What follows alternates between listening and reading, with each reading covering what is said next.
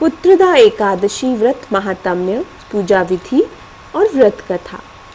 Hindu calendar के अनुसार प्रतिवर्ष पुत्रदा एकादशी का व्रत पौष माह की शुक्ल पक्ष की एकादशी को मनाया जाता है। इस दिन भगवान नारायण की पूजा की जाती है। सुबह स्नान आदि से निवृत्त होकर स्वच्छ वस्त्र धारण करने के पश्चात श्री हरि का ध्यान करना चाहिए। सबसे पहले धूप दीप आदि से भगवान नारायण की अर्चना की जाती है।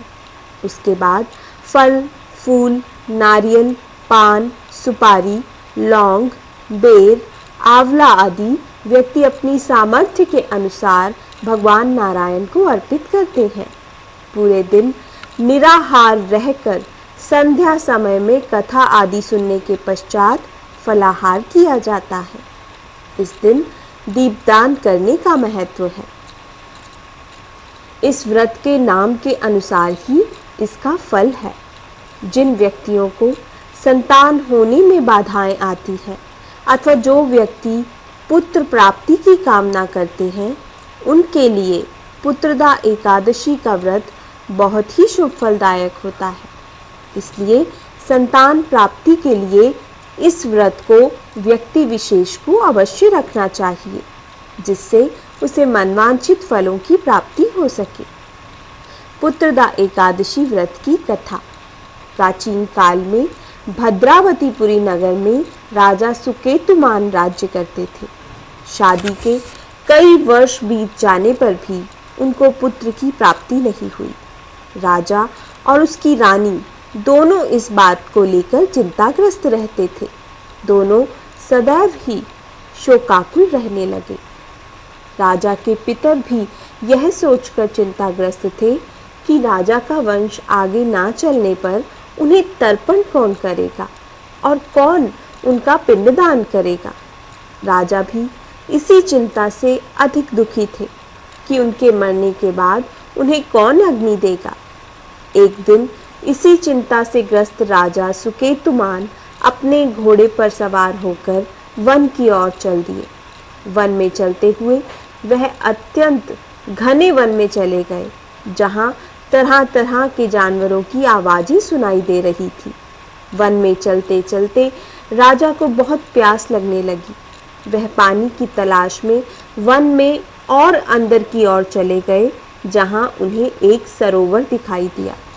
राजा ने देखा कि सरोवर के पास ऋषियों के आश्रम बने हुए हैं और बहुत से मुनि वेद पाठ कर रहे हैं। राजा अपने घोड़े से उतरा। उसने सरोवर से पानी पिया। तभी राजा का दायां नेत्र फड़कने लगा। राजा ने इसे शुभ संकेत माना। राजा ने सभी मुनियों को बारी बारी से सादर प्रणाम किया। ऋषियों ने राजा को आशीर्वाद दिया और बोले, राजन, हम आपसे प्रसन्न हैं।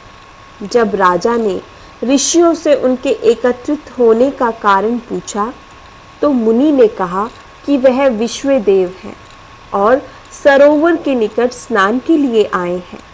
आज से 5वें दिन माघ मास का स्नान आरंभ हो जाएगा और आज पुत्रदा एकादशी है। जो मनुष्य इस दिन व्रत करता है उसे पुत्र की प्राप्ति होती है। राजा सुकेतुमान ने यह सुनते ही कहा, हे विश्वदेवगण, यदि आप सभी मुझ पर प्रसन्न हैं तब आप मुझे पुत्र रत्न की प्राप्ति का आशीर्वाद दें। मुनि बोले, हे राजन, आज पुत्रदा एकादशी का व्रत है। आप आज इस व्रत को रखें और भगवान नारायण की आराधना करें। राजा ने मुनि के कहे अनुसार विधिवत तरीके से पुत्रदा एकादशी का व्रत रखा। विधिवत तरीके से अनुष्ठान किया। अगले दिन द्वादशी को पारण किया। इसके बाद राजा ने सभी मुनियों को बार बार झुककर प्रणाम किया और अपने महल में वापस आ गए। कुछ समय के पश्चात रानी गर्भवती हो गई। 9 महीने के बाद रानी ने एक सुकुमार पुत्र को जन्म दिया, जो आगे चलकर शूरवीर और प्रजापालक बना। इस प्रकार जो व्यक्ति इस व्रत को रखते हैं उन्हें पुत्र रत्न की प्राप्ति होती है। संतान होने में यदि बाधाएं आती हैं तो इस व्रत के रखने से वह दूर हो जाती है। जो मनुष्य इस व्रत के महात्म्य को सुनता है उसे मोक्ष की प्राप्ति होती है।